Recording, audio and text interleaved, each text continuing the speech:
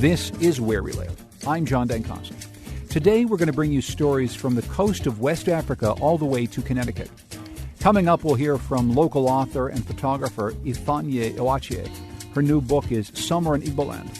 It paints an intimate portrait of Nigerian life and identity. We'll take a look inside.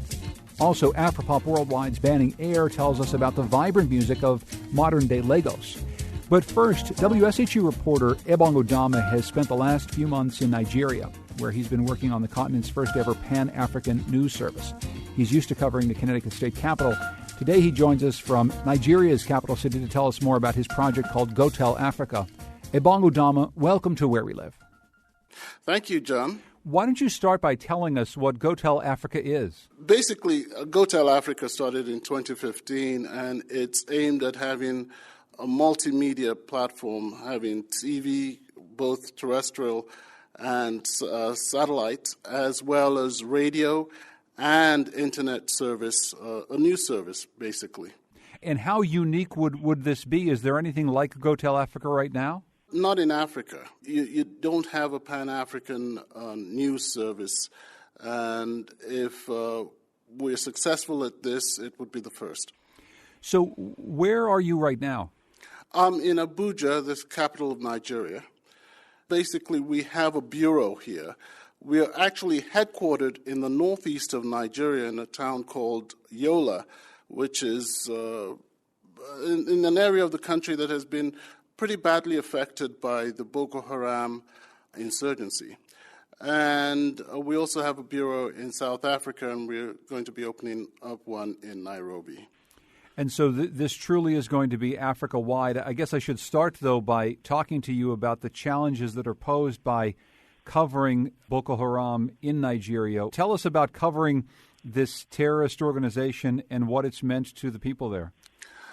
Let me start by giving you something that I'm working on right now, which is the internally displaced people. Boko Haram has displaced 3.3 million people in the northeast of Nigeria. That's the largest number of displaced people in the world. They have also killed more people than ISIL or any other terrorist organization around the world. So just to give you an idea of the type of devastation that is going on in that part of the country. And as you say that, Ebong, it strikes me that we are inundated on a daily basis with coverage in America, on the BBC, on networks like Al Jazeera, of what is happening with ISIS in Syria and Iraq. But as much as we do hear stories about Boko Haram and the atrocities at times, we don't have anywhere near the sense of the numbers of people they've displaced or the numbers of people they've killed. So it's probably no surprise that you're trying to get news organizations started so that more people can hear about this and other important things that are happening there. Absolutely. The story of, we talk about the schoolgirls, the more than 200 schoolgirls that have been missing for, it's getting to 2 years now. They're just the tip of the iceberg. I mean, their case was quite unique because they were taken from their school and basically abducted and vanished. But that's something that's happened on a regular basis for the past 2 years in most of that area of the country. As a matter of fact, there are 2 million people without homes who are living in what they call internally displaced people's camps, basically places with no running water or any type of facilities, and very little or no medical facilities or access to medical facilities. So it's a big problem. What are the biggest challenges for you as a journalist covering Boko Haram and how it has extended its influence in Nigeria, and then also the displaced people? I mean, what are the challenges that you face as journalists right now? There's a lot of suspicion of anyone because, you see, the thing about an insurgency like Boko Haram is that it's hard to identify who an insurgent is. A small girl could walk into a market and blow herself up. A couple could be together. And these are actual incidents that have happened. In Abuja a few months ago, a couple blew themselves up in a park, a motor park, where people were trying to get into mass transit. So it's very difficult. Most of the times, to get into a lot of these areas, you have to be escorted by the military. And you don't always get to have the best experience because there very often people might not open up to you that much. And people are wary. But we also have the advantage of having local people on our staff who grew up in these areas and are able to tell these stories in a much better way than someone coming from the outside. Given the uncertainty that you talk about where a bombing could happen at any time, do you sense palpably that there is fear in these cities and in these regions, that people are truly afraid that terror could visit them at any time? Well, that's the irony of being in a situation like this. Life goes on. So unless someone told you, more often than not, well, you'll see military checkpoints at certain places. But other than that, people are going about their business. I mean, life goes on. You just hope that you're not at the wrong place at the wrong time. We're talking with Ebong Udoma. He has covered Connecticut State Capitol for WSHU Public Radio for years. He is currently in Nigeria. He's working on a media project called Go Tell Africa, and we're reaching him today in Abuja. This is where we live. In past interviews, Ebong, you've said that Nigerians in the United States actually have more knowledge of what's happening in Nigeria than the people at home in Nigeria. Why is that? Information technology, basically, Internet access is really what has made the difference. And things are changing here because people are getting more and more connected here. Mobile technology is actually expanding here in leaps and bounds. That gap is a bit less now than it used to be, but the reason why that gap is there is the information age and the fact that people can get on the Internet and get information so quickly on events that are happening. Because of that information gap, does something like our good old-fashioned medium of radio play a much bigger role right now in Nigeria, Ebong? Well, I'll tell you, with GoTel, for instance, I think radio has a lot more power than television. Radio has much more of a reach and reaches much more people than TV does.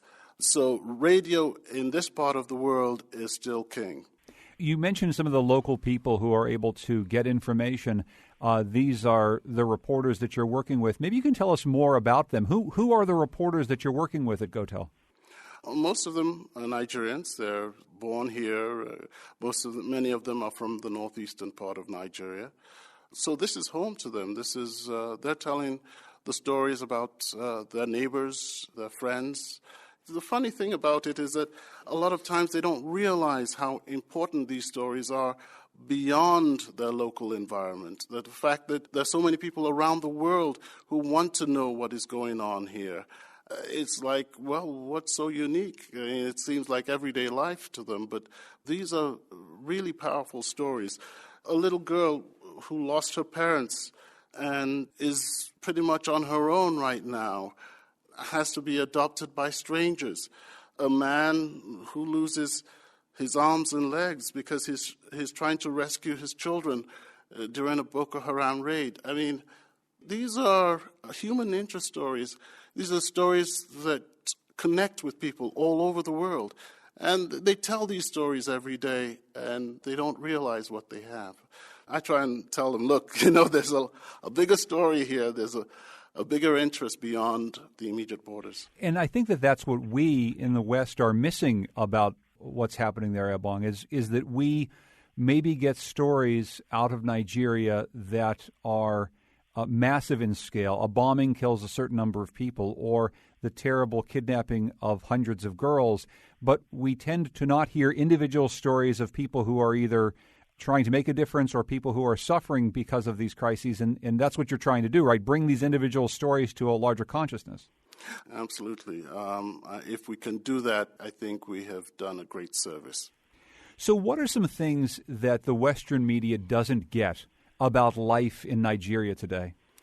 Oh, I don't know. There's so many things. The thing about it is that there is a certain amount of uncertainty to life here. It's a bit more precarious than it would be in the United States. But generally, people seem to have the same goals. They want to take care of their families. They want to be able to afford a few luxuries. You have areas of Nigeria which you probably wouldn't know the difference between here and talking about all the amenities. And you have air conditioning, and you have access to any media you want, and all the luxuries of life. And right next door, there are people who are barely able to get a roof over their heads and barely able to make a living. So I think the stratas in society is one of the things that people don't notice. But there's a vibrancy here. There's a wonderful music scene, and there's a movie scene in Nollywood that makes fantastic movies that are sold all over Africa. There's a lot going on here. There are many stories that can be told. I'm wondering what your experience for many years covering the Connecticut State Legislature has told you about covering the stories you're telling, because you and I have spent a lot of time up at the Capitol together, and often what happens in Connecticut's Capitol is people bickering over what, in essence, are incredibly small details in a state that is awash in wealth. And when you're talking about the stratification of society in Nigeria, you're talking about something very, very different. Maybe you can talk a bit about the differences in covering the day-to-day grind of how people make laws in Connecticut and the day-to-day grind of people trying to live in a place like Abuja. Well, if you're talking politics, politics is the same everywhere.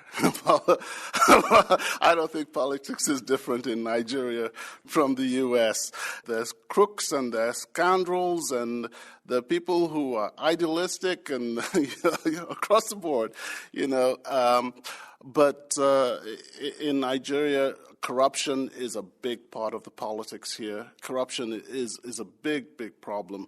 But the intrigue involved in politics is the same. We had, for the very first time here, an opposition party actually took power in the last presidential election. That has never happened before in Nigeria. And the fact that it happened and the incumbent president relinquished power and congratulated the winner who was in the opposition, it's just never happened before. So we're progressing in Nigerian politics. But when you think of some of the bickering that goes on in Hartford, and I've been trying to follow it, and it doesn't seem to have ended, you still have bickering over here as well, but it seems as if the impact is, the way it affects people's lives is much more visceral here. Politics is a life and death matter very often, and so people really follow it much closer here than they would in Connecticut. You talk about Go Tell Africa being a Pan-African news service. Could you talk for a moment about why you think that is so important, to have something that covers Africa as a holistic continent, as opposed to the only coverage really coming from outside organizations like, say, the BBC, which, of course, covers Africa very well, but from a Western perspective? Why is it so important to cover Africa by Africans? The stories you have in Nigeria are very similar to what you'll get in Kenya or in Ethiopia or in South Africa. But we have a situation here where most African countries, there's very little interaction between them. There's more interaction with their former colonial powers in Europe or with China than there is between Africans. There's very little trade between Africans, but that is changing. There's a situation now where you have Africa has probably the youngest average population in the world, and it's a very vibrant population, and they are much more connected than their parents were because of technology, because of the fact that we have the ability of getting on the internet and seeing a comedy that was produced in Uganda, and everyone across Africa knows all about it because they've seen it on YouTube. It's a very dynamic place, and I feel that Africans want to hear from each other. I think it makes the connection much more real when another African is telling you the story. I'm wondering what you can tell us about the penetration of U.S. culture or U.S. television voices into the fabric of life in Nigeria. I've spoken just recently with a number of people who are in Middle Eastern countries about, for instance, what they hear coming out of the mouths of U.S. politicians running for president, what that might say about how the United States feels about, say, Islam around the rest of the world, or even the way in which our entertainment programming projects itself into other countries. How big an influence does the Western media have right now in Nigeria, Ebong? I think it's pretty big. The influence of Hollywood and the American music scene, it's huge. However, there's also an indigenous music and movie industry as well that is fashioning itself along pretty much similar lines to what is happening in the United States. And so you find that, yes, there's a lot of Western influence. There's no doubt about it. I mean, jeans and T-shirts are great. You know, people wear shirts with college names on them and have no idea. But the world is a much smaller place. There's a lot of influence, cross-cultural influences going on. Western movies are still big, but they're getting a run for their money with Nigerian Nollywood movies. Before I let you go, Ebong, I'll just ask you one last thing. Why was this so important for you to do, to take time away from your work in Connecticut and go start this upstart news service that you hope will be continent-wide? The concept and the fact that I'd be working with young Nigerian journalists, it was an opportunity I just couldn't pass up. Simple things that you can impart that make so much of a difference, especially in being able to tell these stories. I didn't have to think too much about this, let's put it that way, before accepting the job. And when are you coming back? Pretty soon, by the end of the month. So we'll see you back at the Connecticut State Capitol for another exciting legislative session? I don't know how exciting it's going to be, but, this is an election year. You got the presidential election is going crazy. You've got the legislature trying to fix the budget again for I don't know how many times they're going to try and fix it before they get it right. We're in deficit. We're dealing with a huge transportation project that we don't know how we're going to finance. Wonderful. That's great stuff.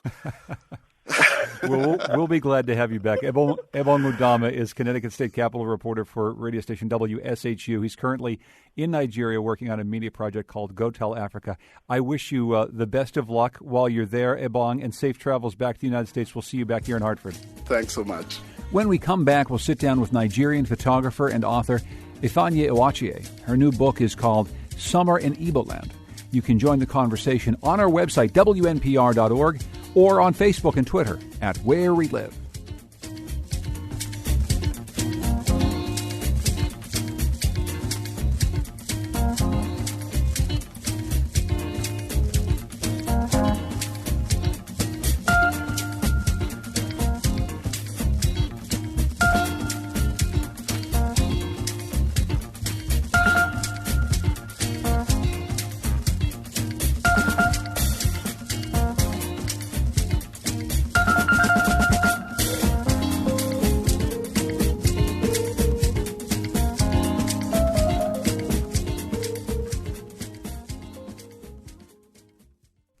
Today, Where We Live, we're making connections between Connecticut and the West African country of Nigeria. Coming up, Afropop Worldwide's Banning Air will let us listen into some of the latest sounds coming out of that country's musical hotbed of Lagos. But first, Ifeanyi Iwachie is a Nigerian-American who felt frustrated by the depictions she was seeing of her home country. As a student at Yale, she took a trip that chronicles her journey and what she found in words and pictures in a book and a Tumblr site called Summer in Igboland. She's also curator of Yale's Africa Salon, and she joins us today from the studios at Yale University in New Haven. Ifeanyi, welcome to Where We Live. Thanks so much for joining us. Thank you, John. Happy to be here. So first of all, what prompted you to return to your birth country after living 19 years elsewhere? Well, I was getting more and more interested in Nigeria between the time when I applied to college at Yale, especially, and by the time I finished up there. I think applying to college and writing admissions essays made me reflect on who I was, and that was the first time in my life that I really questioned my Nigerian background and questioned how much I knew about it. And so I got more and more curious about the country, and eventually decided to try to find a way to get back. And that opportunity came when I started taking photography courses in college and realized that I could use photography as a tool to explore Nigeria myself and also show it to other people. In our first segment, we were talking with reporter Ebong Udama, who is in Nigeria right now, and he's trying to set up a news service there.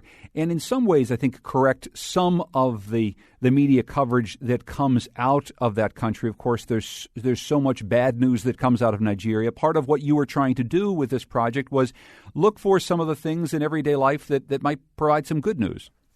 Absolutely. I thought there could be something persuasive and personal about providing a firsthand account from someone with my particular perspective, someone who is Nigerian, has strong connections with the country, but is also in some ways an outsider. And so when I went back, I did try to focus on the positive. I think that if you want to know about the poverty and the corruption going on in the country, you have plenty of sources for that. But I wanted to focus on, as you said, everyday interactions, bonds between families, bonds between everyday people, education, recreation. I'm particularly interested in the arts, and I think they can be a gateway to interest people in other cultures. And so that's something I tried to focus on while I was there, in terms of exploring different areas and capturing experiences. So the book as a whole, I think, does try to paint a portrait of Nigeria's vibrancy, which I know Ebong also mentioned in his interview. So now, when you got there, where did you visit and who did you stay with?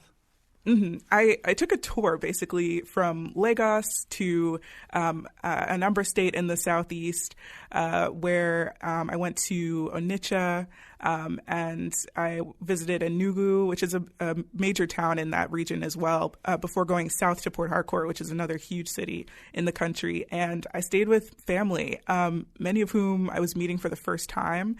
I think many Nigerian kids can relate to the experience of talking with their extended family in Nigeria using phone cards and having to deal with horrible connections and that kind of adding distance to relationships that are already separated by geography. So it was amazing to go back and discover the country through kind of my family's eyes and their daily lives and use that to ground my experiences and the experiences that ended up forming the foundation of the book. And so what were the big surprises for you, whether it was in the way that your family reacted to you or the things that you were seeing with your own eyes for the very first time, at least in a long time? I mean, what were the things that really opened your eyes? Well, my expectation, I believe, was to be welcomed by my family, which of course I was, but to also be perceived as American and probably teased for being a little too Americanized when I came back. But I got that reaction mostly from strangers, from people outside my family. I remember countless times walking down the street and having different people yell a certain word at me, Oyibo, which means foreigner, and also white person.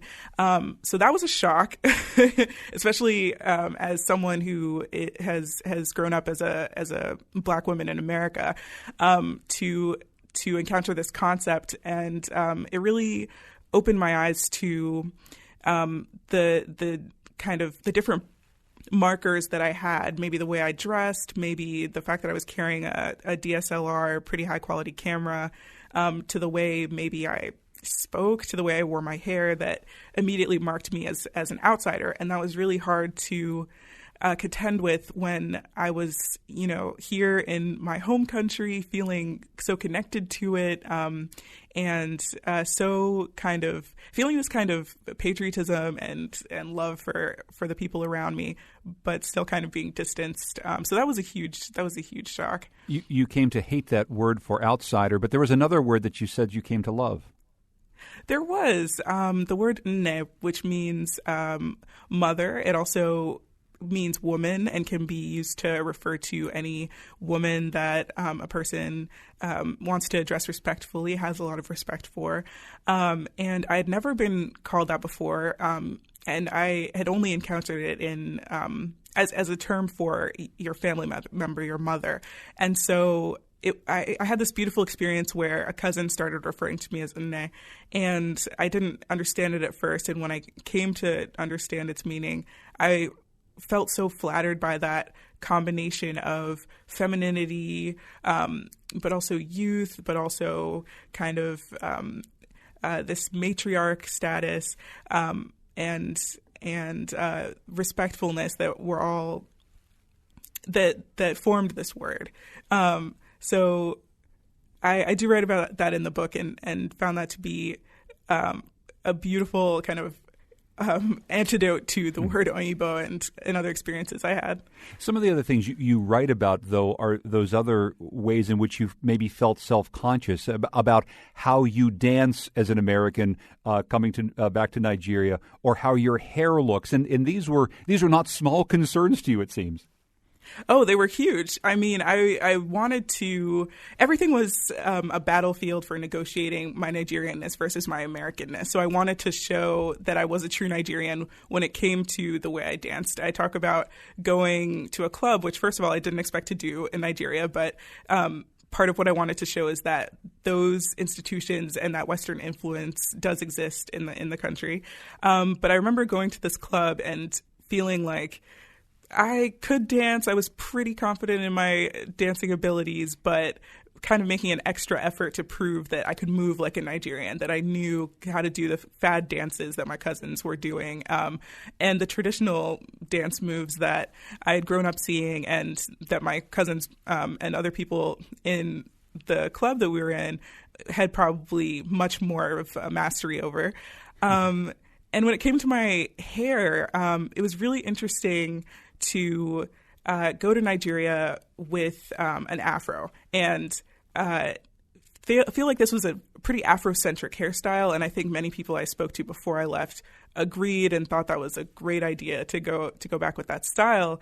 But members of my family kind of said, what are you doing? You need to go back with braids. You need to go back with straight hair or more controlled, neat, conventional hairstyle. And when I got to Nigeria, not so much in Lagos, not so much in the cities, but in the village and in Port Harcourt, people were stunned that I would wear my hair as it grows naturally, in a kinky style. And a lot of people urged me to put my hair in braids, which of course I'd done before and had chosen not to. But even that was a case of having preconceptions on my part and having them be upended by my actual interactions with Nigerians. And that's what I think is so fascinating about your book, too. It seems like so much of your discovery was about the details. You got some of the broad strokes easily right, and then you were learning details about whether or not how people would react to your hair or whether or not to eat a particular food with a fork or eat it with your hands. Right. Yes. I think it was really interesting negotiating how to deal with food. I remember wanting to prove that I was that I had a Nigerian stomach, and so I ate everything that was presented to me, including meat. I'm vegetarian in the States, as I like to say, but I didn't want to even start that conversation in Nigeria, where the cuisine is basically carnivorous. And I shouldn't say that. There's a huge diversity of food, but meat is an important part of it.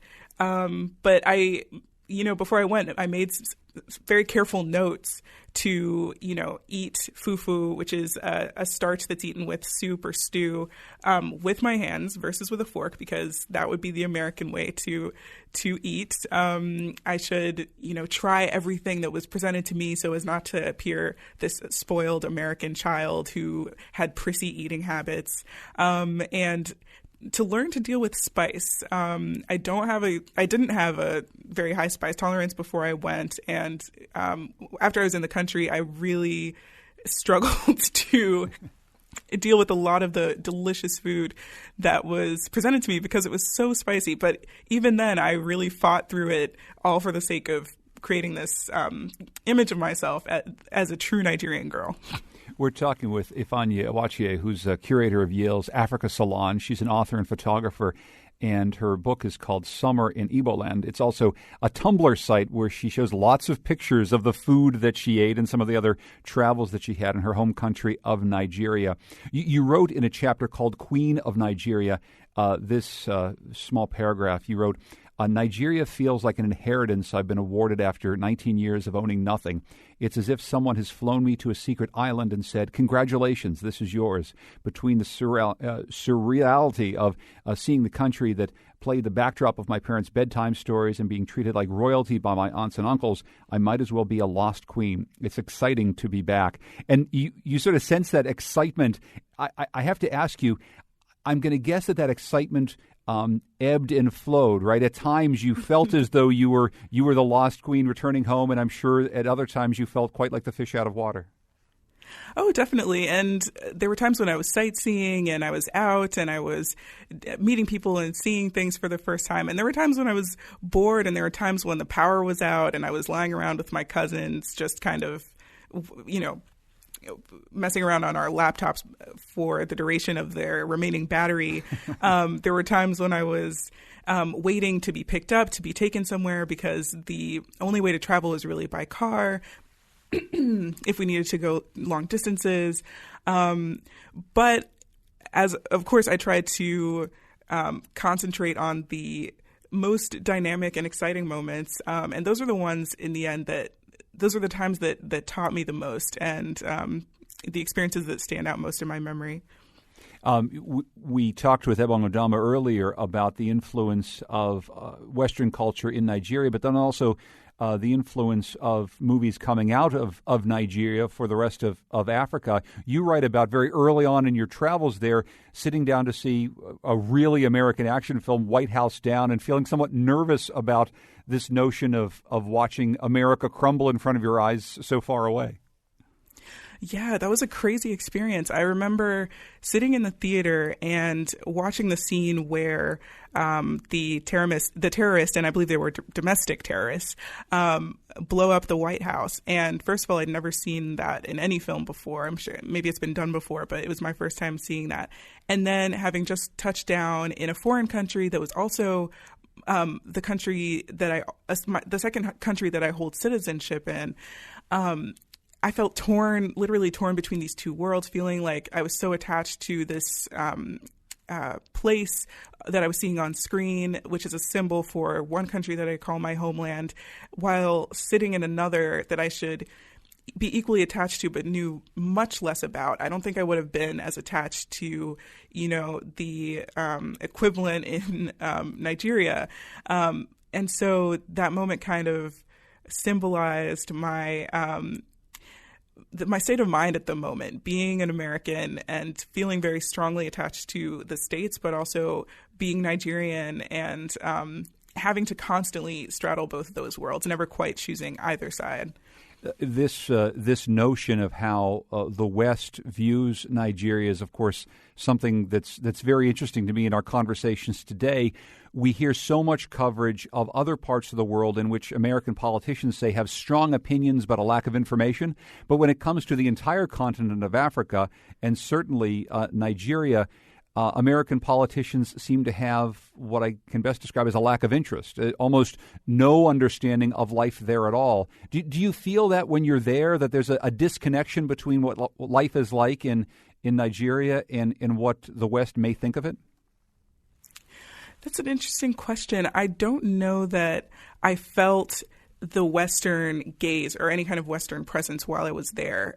Rather, I felt a kind of Nigerian gaze looking outward. A lot of the culture that my cousins and family consume is American or British. I remember watching the BBC with a great uncle of mine. And so while I was there, it felt like, I'm in Nigeria. This is life. This is culture. And it doesn't matter, what the West is doing. But I do feel when I'm here, and definitely still think this, having been to Nigeria and learned more about daily life there, that there is a lack of interest in the country beyond these kind of major extreme issues that we always talk about, from terrorism to corruption to widespread disease, et cetera. And I think part of the project of my book was to open a window onto those everyday experiences. I remember hearing Teju Cole speak at an event at Yale recently, and he talked about the project of African authors being to show that there are lives down there. When you're creating policy, when you're deciding to send drones overseas, politicians don't always think about the actual individual lives that their actions are going to affect. And so I wanted to shed some light on what those lives were like, and help everyone from people planning their next trip, potentially to Africa, to people in power, to see Nigerians as individual people. I just want to get a quick phone call here. Ted is calling from Orange. Hi, Ted. Go ahead. Oh, hi. Thanks for having me. I just wanted to appreciate this young lady who decided to go to Nigeria and do this. This is wonderful. I'm at Yale, and I've seen a couple of Nigerian students who, originally from Nigeria anyway, who are at Yale, and I always try to encourage them to, find time to go to Nigeria and see the life there and find ways to put things together and encourage other people to go and come back. I think it's wonderful. I want to encourage her for doing that. I brought my kids to Nigeria this past summer. I mean, they're young. They're 11 and 4. The biggest thing, the concerns they had was whether there was Wi-Fi. Yeah. And I was actually delighted that the biggest problem was whether there was Wi-Fi. So I made every effort to get Wi-Fi for them, but when we got to the village, they didn't even remember that we had Wi-Fi. They had a wonderful time in the village. I want to say this is great to hear from this lady. Thank you so much. Ted, thank you very much for your phone call. Ted, thank you so much. Wow. Yeah, and it sounds like he had an experience in some ways somewhat similar to yours. But before we run out of time, I should ask you, do you have plans to go back now that you've had this seemingly somewhat life-changing experience? Are you going to go back and write some more about life in Nigeria? I absolutely will, and I don't have definite plans in place right now, but I do want to expand Summer in Igbo Land, and so I'm currently looking for ways to, in different projects that I could do under this kind of umbrella goal of rebranding Nigeria, that could take me back there, but definitely planning to visit as much as possible in the future. The book is Summer in Igbo Land, and you can find out more at our website, wnpr.org/where we live. Ifeanyi Ewache is curator of Yale's Africa Salon. She joined us from a studio at Yale University. Ifeanyi, thank you so much for joining us, and thanks so much for sharing your book. Thanks so much, John. When we come back, we're going to talk more about the music of Nigeria with Banning Eyre from Afropop Worldwide. That's next, Where We Live.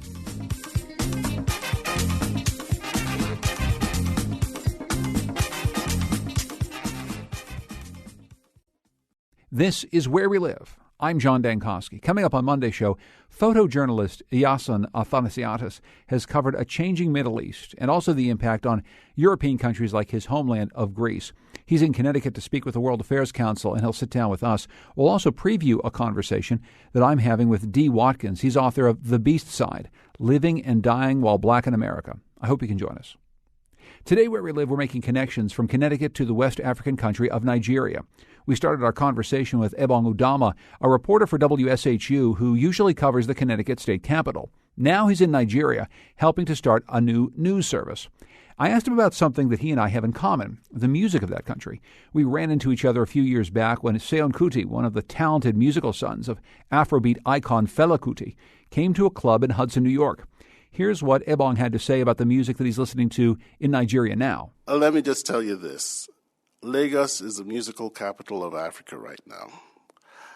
Anyone who wants to produce music and wants to really reach the rest of the continent comes to Lagos now. For a long time, it was music out of the Congo that seemed to have the Pan-African reach.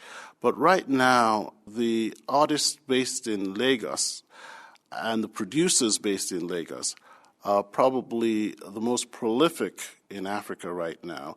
And so you have Africans from all over the continent coming to Lagos. I think Lagos is like the New York of music for Africa right now. And there's just so many of them, I don't know where to start.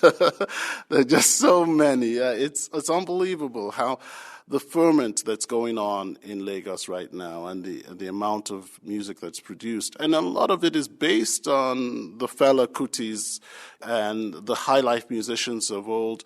But like the rap musicians, they listen to these old records and they come out with their new versions of the same old songs. So I am very, very, very impressed with the vibrancy of the music scene in Lagos.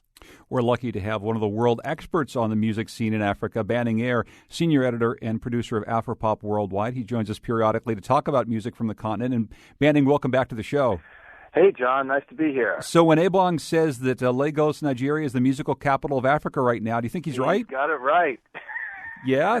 So tell us why, yeah. Well, it's interesting, and it's exactly what Ebong was saying, that it really the torch is passed in Nigeria is it now. There's a lot that goes into this, really. For a long time, there's been in many African capitals imitations and reflections of R&B and hip-hop, and that wave kind of washed over the continent over the last 10 or 15 years. But what's happened in Lagos and in Nigeria generally is in the last, say, 7-8 years has been a real sort of turning away from the idea of imitation, still retaining a lot of that influence, and you hear it in the productions. You listen to the music now, yes, there are connections with Afrobeat and older music, but it's a very different production style. It's much more contemporary, much more electronic, a lot of vocal mannerisms that you would take out of R&B, but you're hearing more and more African Nigerian content in the rhythms and the messages. But the other thing about it, the music that is generally called Niger pop, although some people in the diaspora refer to it as Afro beats with an S, which is a little confusing, but it's referring to this new wave of music mostly coming out of Lagos, and it somehow has transcended ethnicity. A lot of the music that we, for example, focused on in the early years of Afropop, Juju music from King Sunny Ade and Ebenezer Obey and big names like that, was very much coming out of Yoruba tradition, and it was perceived as modern and having diluted tradition in those days, and yet now we look back at it as the traditional music. So it just shows you how things change. But they've kind of hit a sweet spot now with Niger pop, where it sounds very contemporary, and it's kind of transcended ethnicity to a large degree. A lot of the vocals are in pidgin, which means that they're somewhat understandable to English speakers, which means that it can find an audience in Kenya or South Africa.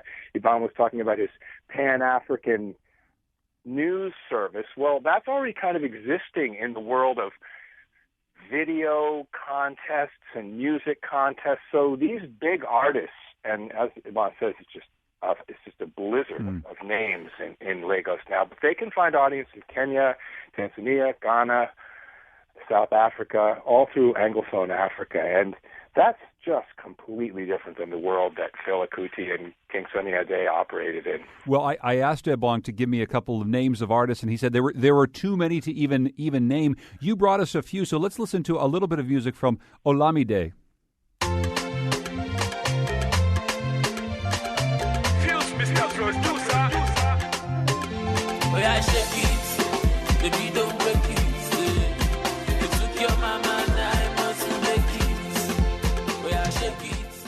So, Banning, as we're listening, tell us a bit about this artist. Okay, Olamide is a rapper, a hip-hop artist, mostly raps in Yoruba. He started his own indie label called YBNL, Yahoo Boy No Laptop, which is kind of indigenous of the humor that you get in this music. But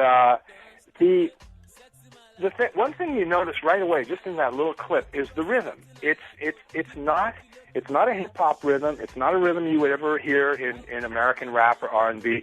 It's actually closer to a clave rhythm, which you could connect with Congolese music, which, as Ivan was saying, used to be the big Pan-African music. But it also is a rhythm you hear a lot in high life. So it's making connections with African music history, even though it has a very international, even American aesthetic feeling about it in the production and in the rapping.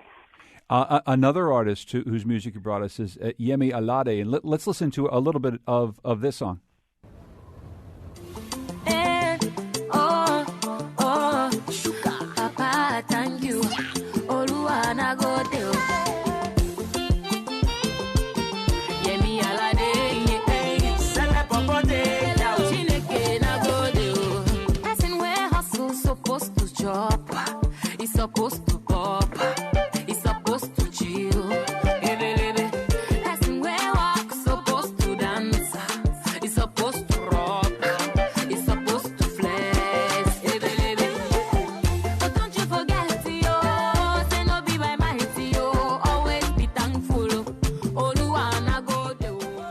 And here, Banning, once again, we see this kind of fluidity of language in this track. Absolutely. Well, she does a lot of pidgin, but she's interesting. Yemi Alade is interesting because she has a Yoruba and an Igbo parent, so she is, again, sort of transcending this ethnic identity. She gets beyond that. Also, you hear in the rhythm of that song, it's got that rolling triplet kind of kind of feeling, which again is a very African thing, and that's something that's come into Niger pop very strongly just in the last few years. It's and it represents this idea of being connected to the world, being connected to international pop music, but also strongly asserting an African identity, a Nigerian identity within that, which is always the trick, to get that sweet spot where you're taking enough of the international vibe to be appealing to a big audience, but not so much that you're accused of imitating or that you just feel like a pale shadow. You can assert identity within that. And Yemi Alade, who, by the way, is featured in the Afropop show that will be on the air this Saturday, Africa Now. It's well timed for this conversation. Along with a lot of other big stars like Wizkid, Burna Boy, P Square. It's just amazing what's going on in Nigeria now. We're going to go back there next year and really take the pulse of this. And when you go back and you take the pulse of this, I mean, how rapidly do you see change in a music scene like the one that you're chronicling in Lagos right now? Well, this has been pretty rapid. One thing we have to mention, we mentioned Nollywood a little bit, the film industry. Yeah. And that is, by different counts, the second or third biggest film industry in the world. It is massive. It is just really, really, you can't overestimate how influential it's been. And all these songs, the two songs we just heard, and all the big songs in Nigeria now are released not just as audio, almost all of them are videos, and often directed by major Nollywood directors like Clarence Peters, who's the son of a big Juju music star, Sheena Peters. Clarence directs really beautiful, wonderfully produced, interesting, fun videos for virtually all these songs, and people will buy the songs on VCDs so that instead of 12 audio tracks, you have 12 videos, and you just pop them into your unit at home, and you're playing it on the TV. And this is a very normal form of consuming music now in Nigeria, but elsewhere also. But it's very much driven by the massive success of this Nollywood industry, which has been infiltrating the continent for years and is really transformed the way people consume music. That's been fast. I myself have actually never been to Nigeria, but we've had Sean Barlow, our director, and others have gone there, and it wasn't like this a few years ago. It is pretty fast. The change is amazingly fast. Banning Eyre is senior editor and producer of Afropop Worldwide. You can always find out more at WNPR.org. Always good to hear from you, Banning. Thanks so much for your time. Thank you. We'll go out with some music here, and I want to let you know that our program is produced by Lydia Brown and Tucker Ives. Our technical producer is Kyone Wolf. Our digital editor is Heather Brandon. The executive producer of Where We Live is Katie Tolarski. Thanks to Ross Levin and Stephanie Reif, our interns. Continue this conversation, WNPR.org/Where We Live, and on our Facebook page at Where We Live.